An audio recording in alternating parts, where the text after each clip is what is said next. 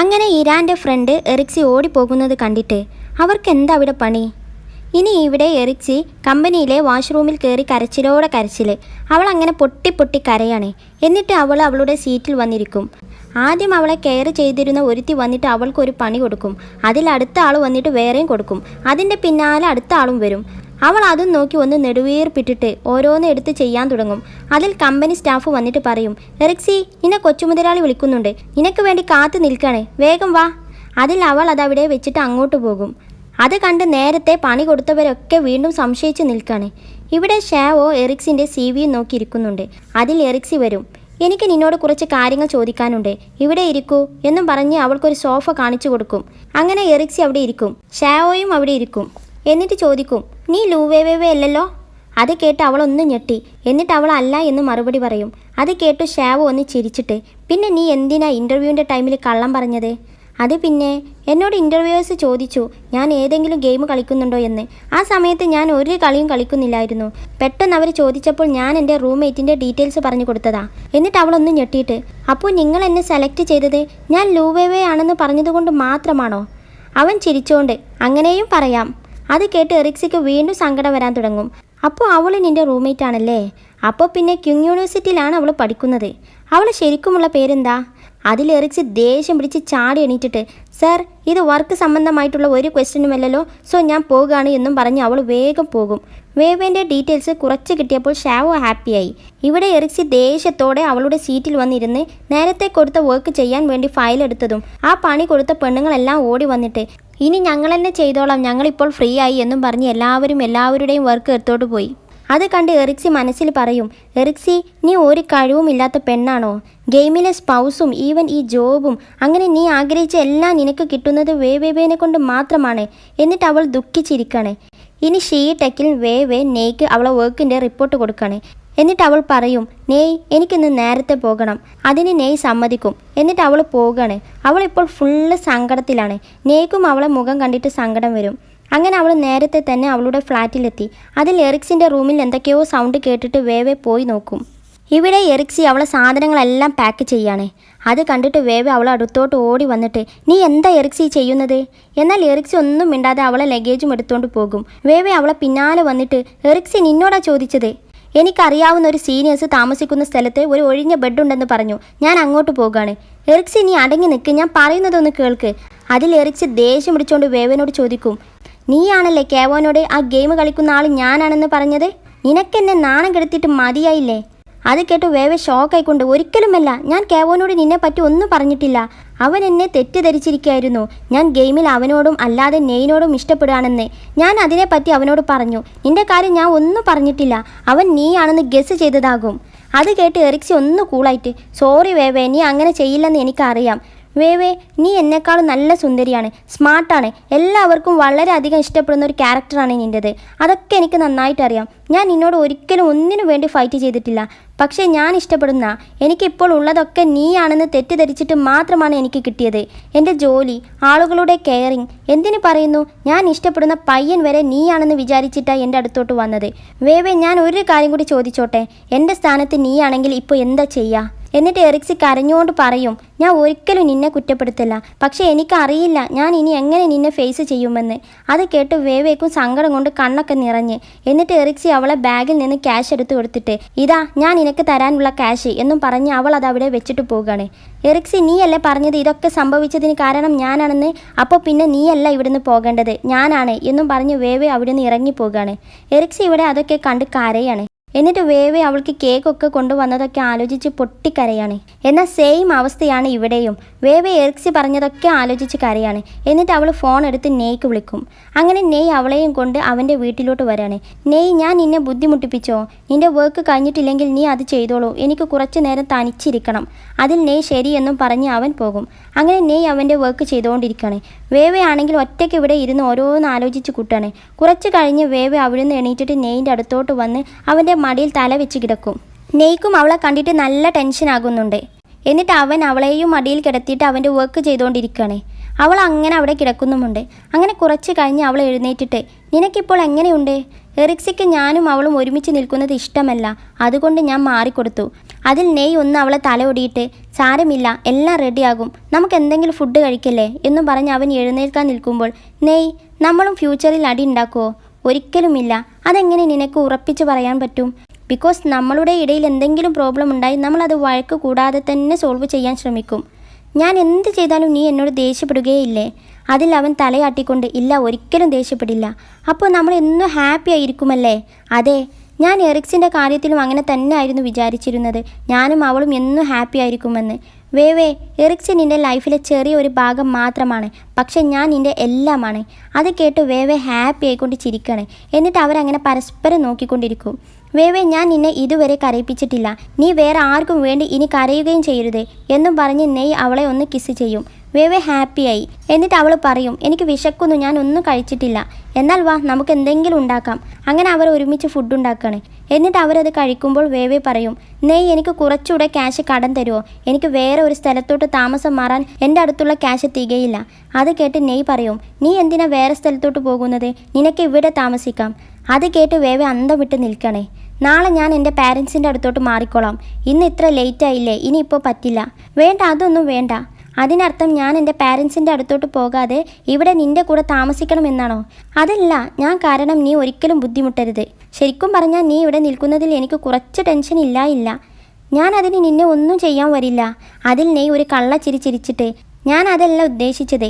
നീ ഇവിടെ നിന്നാൽ എൻ്റെ കുറേ പോരായ്മകൾ കണ്ടുപിടിക്കും. അതെന്താ നിൻ്റെ പോരായ്മകൾ? അതിൽ നീ ചിരിച്ചുകൊണ്ട്, കുക്കിംഗ്, എനിക്ക് വെറും ഈ നൂഡിൽസ് മാത്രം ഉണ്ടാക്കാൻ അറിയൂ. അത് കേട്ട് വേവേയും ചിരിക്കണേ. അപ്പോൾ നിനക്ക് അറിയാത്ത കാര്യങ്ങളും ഉണ്ടല്ലേ? ഞാൻ വിചാരിച്ചിരുന്നത് നീ എല്ലാത്തിലും ബെസ്റ്റ് ആണെന്നാ. അത് കേട്ട് നെയ്യും ചിരിക്കണേ. വേഗം കഴിക്ക്, എന്നിട്ട് ഈ പാത്രങ്ങളൊക്കെ കഴുകി വെക്ക്. ഞാൻ ഓർക്കുന്നു നീ ഇതിൽ മിടുക്കിയാണെന്ന് നിൻ്റെ അമ്മ പറഞ്ഞത്. യെസ് സാർ എന്നും പറഞ്ഞ് അവൾ ചിരിക്കണേ. അങ്ങനെ വേവേ പാത്രങ്ങളൊക്കെ കഴുകി തുടച്ച് വരികയാണ്. അതിൽ നെയ് അവൻ്റെ ഡ്രസ്സ് കൊണ്ടുവന്നിട്ട്, നീ ഇതിട്ടോ എന്നും പറഞ്ഞ് അവൾക്ക് കൊടുക്കും. പോയി കുളിക്ക്, ഞാൻ നിനക്ക് പുതിയ ബ്രഷ് വെച്ചിട്ടുണ്ട് ബാത്റൂമിൽ. പിന്നെ സോപ്പും തോർത്തൊക്കെ എൻ്റെത് യൂസ് ചെയ്തോ. അത് കേട്ട് വേവേ നാണിച്ചുകൊണ്ട് ഓക്കെ എന്ന് തലയാട്ടും. അങ്ങനെ അവൾ കുളിച്ച് നെയ്യിൻ്റെ ഡ്രസ്സൊക്കെ ഇട്ട് വരും. അവൾ അതും ഇട്ട് മടിച്ചുകൊണ്ടാണ് നെയ്യിൻ്റെ അടുത്തോട്ട് വരുന്നത്. എന്നാൽ അവളെ കണ്ട നെയ് പറയും, നിനക്ക് ഇത് നന്നായി ചേരുന്നുണ്ടല്ലോ, എന്നാൽ നീ കിടന്നോ, ഞാൻ സോഫയിൽ കിടന്നോളാം. അത് കേട്ട് വേവേ, വേണ്ട, ഞാൻ സോഫയിൽ കിടന്നോളാം, ഞാൻ നിന്നെക്കാളും ചെറുതല്ലേ. അതിൽ നെയ് അവൾ അടുത്തോട്ട് വന്ന് നിന്നിട്ട് പറയും, എൻ്റെ സോഫ വളരെ ചെറുതാണ്, നമ്മളെ 2 പേരെയും കൂടി അതിൽ കൊള്ളില്ല. അത് കേട്ട് വേവേ നാണിച്ചിട്ട് പെട്ടെന്ന് പറയും, എന്നാൽ നീ പോയി കുളിച്ചോ, ഞാൻ ഉറങ്ങട്ടെ. അങ്ങനെ അവൻ പോകും. അങ്ങനെ വേവേ നാണിച്ചുകൊണ്ട് റൂമിലോട്ട് വരും. അപ്പോൾ ഇതാണ് മിസ്റ്റർ നെയ്യിൻ്റെ ബെഡ്. എന്നിട്ട് അവൾ അലമാര തുറന്ന് ഒരു പുതപ്പ് എടുത്തിട്ട് നെയ്യിൻ്റെ സോഫയിൽ കൊണ്ടുപോയി വെക്കും. പക്ഷെ പിന്നെ അവൾ അവളുടെ പുതപ്പും അവൻ്റെ പുതപ്പും പരസ്പരം എക്സ്ചേഞ്ച് ചെയ്ത് ഒന്നും അറിയാത്ത പോലെ അവൻ വരുമ്പോഴേക്കും വേഗം മൂടി പുതച്ച് കിടക്കുകയാണ്. എന്നിട്ട് അവൾ അങ്ങനെ കിടക്കുമ്പോൾ, ഒരു മിനിറ്റ്, ഇവിടെ ആകെ ഒരു പില്ലോ ഉള്ളൂ, അപ്പോൾ നെയ്ക്ക്. എന്നിട്ട് അവൾ വീണ്ടും എഴുന്നേറ്റ് അവൻ വരുമ്പോഴേക്കും പതുക്കെ ആ പില്ലോ എടുത്ത് വീണ്ടും ആ സോഫയിൽ കൊണ്ടുപോയി വെക്കും. എന്നിട്ട് അവൾ വേഗം വന്ന് കിടക്കും. അങ്ങനെ അവൻ കുളിച്ചൊക്കെ കഴിഞ്ഞ് വന്ന് പില്ലോയും പുതപ്പും അവൻ്റെ സോഫയിൽ കിടക്കുന്നത് കണ്ടിട്ട്, നിനക്ക് പില്ലോ വേണ്ടേ? വേണ്ട, ഞാൻ അത്ര കട്ടിയുള്ള പില്ലോ ഉപയോഗിക്കാറില്ല. എന്നാൽ ഞാൻ ലൈറ്റ് ഓഫ് ആക്കട്ടോ. അങ്ങനെ അവൻ അവൻ്റെ റൂമിലെ ലൈറ്റ് ഓഫാക്കി. അടുത്തത് വേവേൻ്റെ റൂമിലാണ്. അവൻ അവളുടെ റൂമിലോട്ട് വരുന്നത് കണ്ടിട്ട്, ഞാൻ ഓഫാക്കിക്കോളാം എന്നും പറഞ്ഞ് വേവേ ചാടി എണീറ്റ് ലൈറ്റിൻ്റെ സ്വിച്ച് തപ്പാണ്. ഇതിൻ്റെ സ്വിച്ച് എവിടെ? അതിൽ നെയ് വന്ന് കാല് കൊണ്ട് സ്വിച്ച് ഓഫ് ചെയ്യും. അതിൽ അവൾ പേടിച്ച് എഴുന്നേൽക്കും. എന്നാൽ അവൾ നെയ്യിൻ്റെ തൊട്ടടുത്താണ്. എന്നിട്ട് അവർ പരസ്പരം കണ്ണും നോക്കി നിൽക്കാണ്. അവനങ്ങനെ അവളെ നോക്കി നിൽക്കാണ്. അവൾ തിരിച്ചും. അതിൽ നെയ് പറയും, പോയി കിടന്നുറങ്ങ് എന്നും പറഞ്ഞ് അവൻ പോകും. അതിൽ അവൾ ഞെട്ടി ഉണരും. എന്നിട്ട് ചമ്മിപ്പോകും. അങ്ങനെ അവർ 2 പേരും അവരവരുടെ സ്ഥലത്ത് പോയി കിടക്കുകയാണ്. ഇനി പിറ്റേ ദിവസം രാവിലെ വേവേ കണ്ണു തുറന്ന്, എന്നാൽ അവൾ ഉറങ്ങുന്നത് പോലെ തന്നെ അഭിനയിച്ച് അവിടെ തന്നെ കിടക്കുകയാണ്. പക്ഷെ നെയ് ചോദിക്കും, നീ എഴുന്നേറ്റല്ലേ, എന്നാൽ നമുക്ക് ജോഗിങ്ങിന് പോകല്ലേ? അതിൽ അവൾ പെട്ടെന്ന് എഴുന്നേറ്റിട്ട് പറയും, പറ്റില്ല, എൻ്റെ അടുത്ത് ജോഗിങ് ഡ്രസ്സൊന്നുമില്ല. അതിൽ അവൻ പറയും, എൻ്റെ അടുത്തുണ്ട്. അത് കേട്ട് വേവേ ആകെ ടെൻഷൻ അടിച്ചുകൊണ്ടിരിക്കുകയാണ്. അങ്ങനെ അവർ ജോഗിങ്ങിന് പോയി. അവളെ ഇന്നലത്തെ സ്കേർട്ടും അവൻ്റെ ടീഷർട്ട് ഇൻസൈഡ് ചെയ്തതുമാണ് അവളുടെ ജോഗിങ് ഡ്രസ്സ്. അങ്ങനെ അവർ ഓടുകയാണ്. അതിൽ വേവേ ചോദിക്കും, നീ എന്നും ഓടാറുണ്ടോ? ഞാൻ കോളേജ് ഉള്ളപ്പോൾ എന്നും ഗ്രൗണ്ടിൽ ഓടിയിരുന്നു. ഞാനും വരാറുണ്ട്, പക്ഷെ നല്ല തിരക്കാണ്. അതാകും നിന്നെ ഞാൻ കാണാതിരുന്നത്. അല്ലെങ്കിൽ ഞാൻ നിന്നെക്കാളും നേരത്തെ ആയിരിക്കും വരാറ്.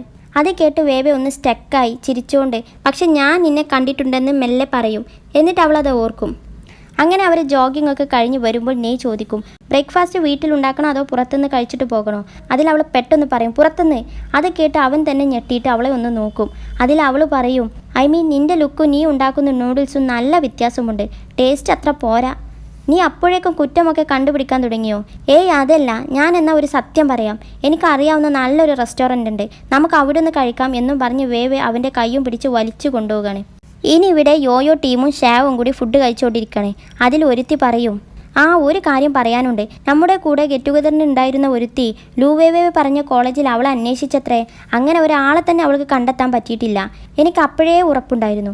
എന്തായാലും അവളെ ലുക്ക് കൊണ്ട് അവളെ അങ്ങനെ ആരും ശ്രദ്ധിക്കാതൊന്നും ഇരിക്കില്ലല്ലോ. അവൾ കോളേജ് സ്റ്റുഡൻ്റ് ആണ് എന്നൊക്കെ ചുമ്മാ പറഞ്ഞതാ. അതിൽ യോയോ പറയും, അപ്പോൾ അവൾ നമ്മളെ പറ്റിക്കായിരുന്നല്ലേ? അവളുടെ ഉദ്ദേശം എന്താണാവോ? എന്നാൽ ഇതൊക്കെ കേട്ടിട്ട് ഷാവൊക്കെ തീരെ രസിക്കുന്നില്ല. അവൻക്കിപ്പോൾ അവളെ ഏകദേശം ഡീറ്റെയിൽസൊക്കെ കിട്ടിയിരുന്നല്ലോ. ചിലപ്പോൾ അവളെ ശരിക്കുമുള്ള ഐഡൻറ്റിറ്റി വളരെ മോശമായിരിക്കും. അത് കണ്ടുപിടിക്കാതിരിക്കാനായിരിക്കും അവൾ കള്ളം പറഞ്ഞത്. എന്തായാലും ഷാവോ, നീ അന്ന് ആ വൃത്തികെട്ട അവളെ ഒഴിവാക്കിയത് നന്നായി. പകരം നിനക്ക് നല്ല ഒരു പെണ്ണിനെ തന്നെ കിട്ടിയല്ലോ. അതിൽ യോയോ ദേഷ്യപ്പെട്ടിട്ട് പറയും, ഞാൻ നിങ്ങളോട് പറഞ്ഞിട്ടില്ലേ എന്നെയും അവളെയും കമ്പയർ ചെയ്യരുതെന്ന്? ഞങ്ങൾ രണ്ടാളും 2 കാറ്റഗറിയിൽ പെട്ടതാ. എന്നിട്ടും നിങ്ങൾ എന്തിനാ അങ്ങനെ ചെയ്യുന്നത്? അതൊക്കെ കേട്ട് സഹികെട്ട ഷാവോ ജ്യൂസ് ഗ്ലാസ് എടുത്ത് ശക്തിയിൽ അങ്ങോട്ട് ടേബിളിൽ വെക്കും. എന്നാൽ അത് കണ്ട് എല്ലാവരും ഞെട്ടി ഒന്നും മനസ്സിലാകാതെ ഇരിക്കണേ. എന്താ പ്രശ്നം ഷാവോ? എന്നാൽ യോയോ പറഞ്ഞത് അവൻ മൈൻഡ് ചെയ്യാതെ അവൻ ബില്ലിന് പറയും. അതൊക്കെ കണ്ട് എല്ലാവരും ഷോക്കായി നിൽക്കണേ. ഷാവോ, യോയോ ഒന്നും ഫുഡ് കഴിച്ച് കഴിഞ്ഞിട്ടില്ല. ഞാൻ ബില്ല് കൊടുക്കുന്നതേ ഉള്ളൂ, നിങ്ങൾ ഫുഡ് കഴിച്ചോളൂ. പിന്നെ ഇത് നിങ്ങൾക്കുള്ള എൻ്റെ ലാസ്റ്റ് ട്രീറ്റാണ്, സോ എൻജോയ് യുവർ സെൽഫ്. അത് കേട്ട് യോയോ ദേഷ്യം പിടിച്ചിട്ട്, ഷാവോ നീ എന്തായി പറയുന്നത്? അതിൽ ഷാവോ പറയും, യോയോ ഇത് എൻ്റെ ബ്രേക്കപ്പ് ട്രീറ്റ് ആയി കൂടി കണക്കാക്കിയേക്കെ. അതെ, നമ്മൾ ബ്രേക്കപ്പ് ആവുകയാണ്. അത് കേട്ട് യോയോ ഞെട്ടിക്കൊണ്ട്, എന്തേ? എന്നാൽ അവൻ അതിന് മറുപടി ഒന്നും പറയാതെ എഴുന്നേറ്റ് പോകും. അതിൽ യോയോ അവനെ പിടിച്ചു വെച്ചിട്ട്, 1 മിനിറ്റ്, നമ്മൾ എന്തിനാ ബ്രേക്കപ്പ് ആകുന്നത്? കാരണമെങ്കിലും പറഞ്ഞിട്ട് പോ. ഇന്നലെ വരെ നമുക്കിടയിൽ ഒരു കുഴപ്പവും ഉണ്ടായിരുന്നില്ലല്ലോ. അതിൽ ക്യുങ്കിൻ ചോദിക്കും, ആ വൃത്തികെട്ട ലൂവേവേ കാരണമാണോ? എനിക്ക് ഉറപ്പാണ് അവൾ തന്നെ ആയിരിക്കും. അവളെ ലുക്ക് കൊണ്ട് അവൾ എല്ലാ പയ്യന്മാരെയും വശീകരിക്കാൻ ഉഷാറായിരിക്കും.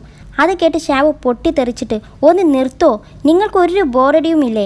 ഏത് നേരും ആളുകളെ പറ്റി കുറ്റം പറഞ്ഞ് ഇനി അഥവാ നിങ്ങൾക്ക് ബോറടിക്കുന്നില്ലെങ്കിൽ നിങ്ങൾ പറഞ്ഞോളൂ, എന്നെ അതിൽ നിന്ന് ഒഴിവാക്കിയേക്ക്. ഇത് ഇവിടെ വെച്ച് അവസാനിപ്പിക്കാം എന്നും പറഞ്ഞ് അവൻ പോകും. അതിൽ യോയോ ഷാവോ എന്ന് വിളിച്ച് പിന്നാലെ പോകുമ്പോൾ ക്യുങ്കിങ് അവളെ പിടിച്ചു വെക്കണേ. അതിൽ യോയോ ദേഷ്യപ്പെട്ടിട്ട്, എല്ലാത്തിനും കാരണക്കാരി നിങ്ങളാ. നിങ്ങളിങ്ങനെ ഓരോരുത്തരെ പറ്റി കുറ്റം പറയുന്നത് ഷാവോക്ക് ഇഷ്ടപ്പെട്ടിട്ടില്ല. അതിൽ ക്യുങ്കിങ് പറയും, സ്റ്റുപ്പിഡ് ഷാവോ, അവൻ ഈ ചെയ്യുന്നതിന് അവൻക്ക് എന്തായാലും കുറ്റബോധം തോന്നും, നീ നോക്കിക്കോ. എന്നിട്ട് ക്യുങ്കിങ് അവളെ തല ഒടിട്ട് പറയും, നീ വിഷമിക്കണ്ട യോയോ, അവൻ പോയെന്ന് വെച്ച് നീ സുന്ദരിയല്ലേ, നിനക്ക് നല്ല പണക്കാരനായ സുന്ദരന്മാരെ തന്നെ കിട്ടും. അങ്ങനെ അവൾ അതും കേട്ട് സമാധാനിച്ച് വരെയായിരുന്നു. അതിൽ അടുത്തവൾ പറയും, പക്ഷേ ഷാവോനെ പോലുള്ള അത്രക്കും ഒരു പണക്കാരനായ സുന്ദരനെ കിട്ടാൻ കുറച്ച് പണിയാ. അത് കേട്ട് യോയോക്ക് വീണ്ടും സങ്കടം വന്ന് നീല വിളിക്കാൻ തുടങ്ങും. അങ്ങനെ ഷാവോ വണ്ടിയിലോട്ട് വന്ന് കയറിയിട്ട് കമ്പനി സ്റ്റാഫിനെ വിളിക്കും. എന്നിട്ട് പറയും, എനിക്ക് ഇൻറ്റേൺഷിപ്പ് ചെയ്യുന്ന എറിക്സിൻ്റെ അഡ്രസ്സ് ഒന്ന് വേണം. സർ, പക്ഷേ നമ്മൾ ഇൻറ്റേൺസിൻ്റെ അഡ്രസ്സ് വാങ്ങിക്കാറില്ലല്ലോ.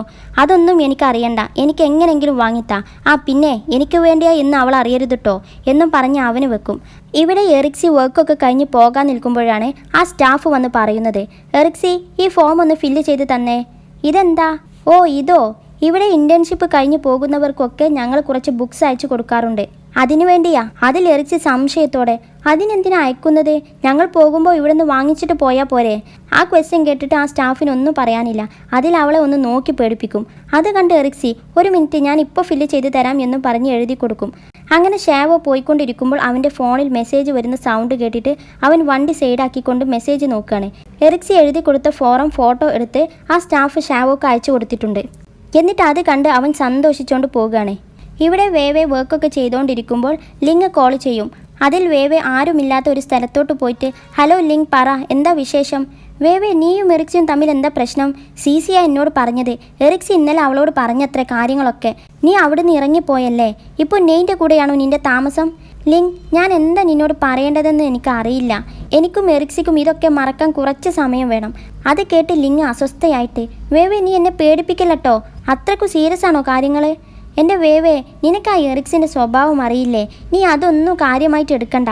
അതൊക്കെ വിട്ടു പോയി പരസ്പരം പ്രശ്നങ്ങളൊക്കെ സോൾവ് ആക്കാൻ നോക്ക്. ലിങ്, നീ പറയുന്നതൊക്കെ ശരിയാ, പക്ഷെ ചില സമയത്ത് എനിക്കും വരും ദേഷ്യം.